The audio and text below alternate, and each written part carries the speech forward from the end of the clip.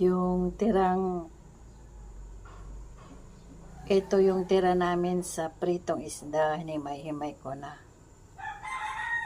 Ready na rin dito yung sibuyas, bawang. Charan, cooking time.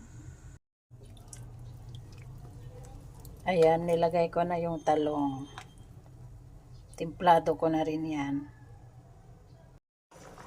Okay, ito na.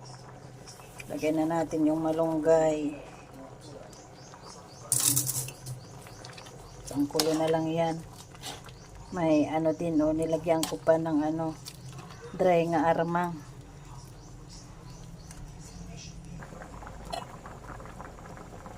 Wow, wow, wow.